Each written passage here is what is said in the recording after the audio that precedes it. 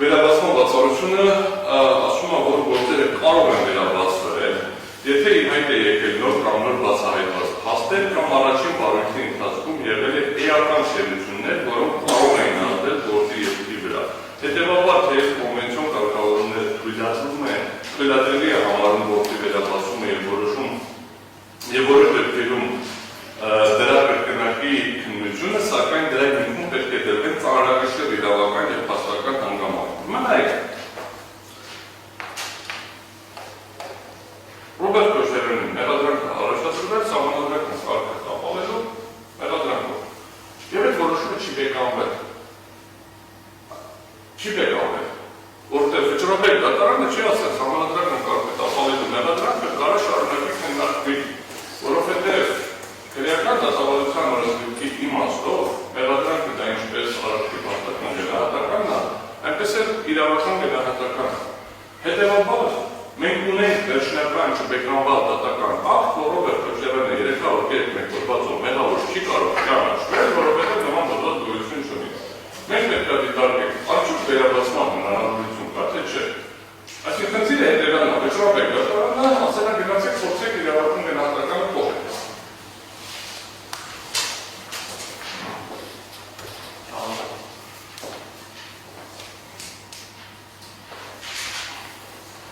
Հիմա, ամբողջացնելով քննարկող սկզբունքի առնչությամբ կատարված վերլուծությունը կարելի է դրակացնել, որ կրկին դատվելու անթույլատրելիության սկզբունքը իրավական երաշխիք է,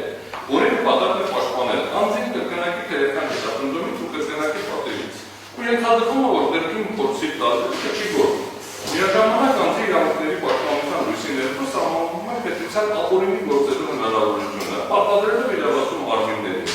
դատական եւ դատախազական, պահպանել հավասարակշռությունը, տրամադրելով անձին վերջնականություն, կանխատեսելիություն եւ իրավական պաշտպանություն, իսկ պետությանը ցանկացած սխալի իրավական վրա գրելու պարտականություն։ Այս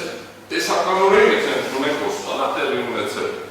եթե բյուջետի բայց եթե ունենք սխալը, դերը պետք է պետությունը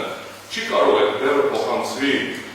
անձի վրա, ասենք դες մեկը չստացվեց, մի հատ ուրիշ օդվածով փորձենք, մեկը չստացվեց, մի հատ ուրիշ օդվածով փորձենք։ Հետևաբար սկզբունքի ողջերությունը նկարագրում է հետևյալը, սա Ռաշիկով ընդդեմ Ռուսաստանի գործից է։ Մեղադրանքի եւ դատարանի կողմից թույլ տրված ցանկացած սխալի ռիսկը կրում է պետք է քրի պետությունը եւ սխալները չպետք է շրջվեն շահագրգիռ անձի հաշվին։ Էլի որ ասում սխալներ չի նշանակում որ իրոք սխալ է եղել, բայց հիմա տեսականորեն ընդդում են նա որ դեռ ուրիշ օդված պետք է կիրառել, ուրիշ օդված կիրառել, ուրիշ օդված հակասահմանադրական է, սկզբից չենք հասկացել որ հակասահմանադրական է, հետո որ հակասահմանադրական ճանաչվեց, թողեք փորձեն ուրիշ օդված կիրառել։ Սա է ամբողջ կոնցեպտը։ Հիմա կբացատրեմ այստեղ նաև հետադարձության ընդդիմության ներքո ինչ խնդիր է առաջանում։ Միևնույն ժամանակ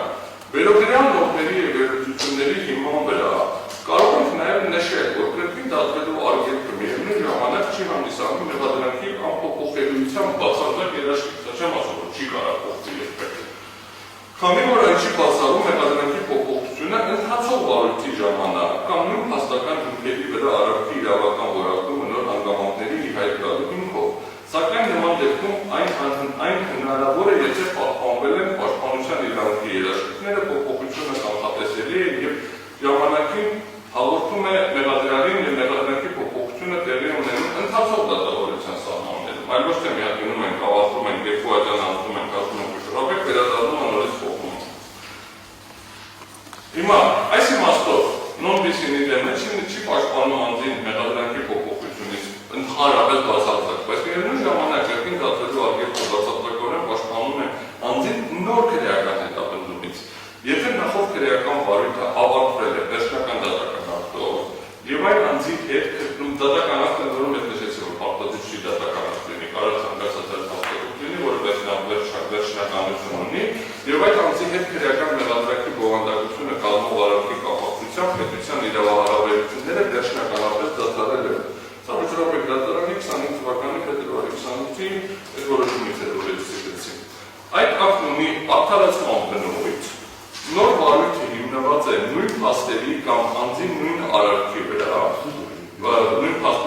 փաստերը միևնույնը արարքը քաղաքական իրավունքների միջազգային դաշնակցի տեսքով։ Պետությունը փորձում է անձին նույն արարքը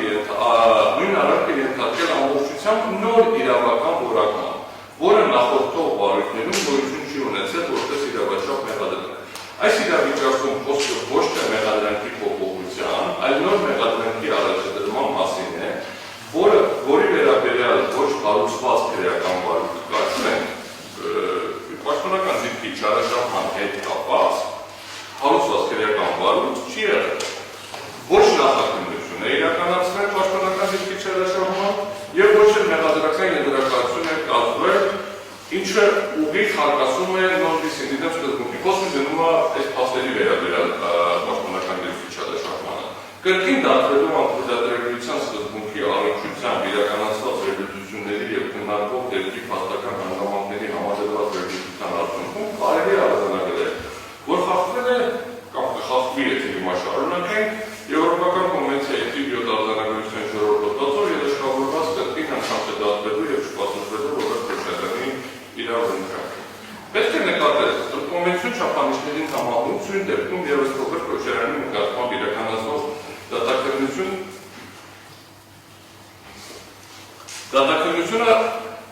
խախտում է նրա հիմնարար իրավունքները վերստին նույն փաստերի կապակցությամբ քննություն իրականացնելու պատճառաբանությամբ։ Նախ, անդրադառնալով դեպքի նույնական լինելը, այս մասով կարծում եմ բան չկա, որովհետև խոսքը գնում է մարտի 1-ի նույն փաստերի, նույն ապացույցների եւ քրագետ դատարանի որոշումներ վերաբերվում են նույն փաստական տեղանքներին, նոր իրավական որակման ավելին, երբ որ մեղադրողը փորձել է փաստերի փոփոխություն անել, դատարանը դա որպես խախտում էր արձանագրել փաստական տեղանքների նույնության, ոչ թե մոտիկներ նույնական լինելու վերաբերյալ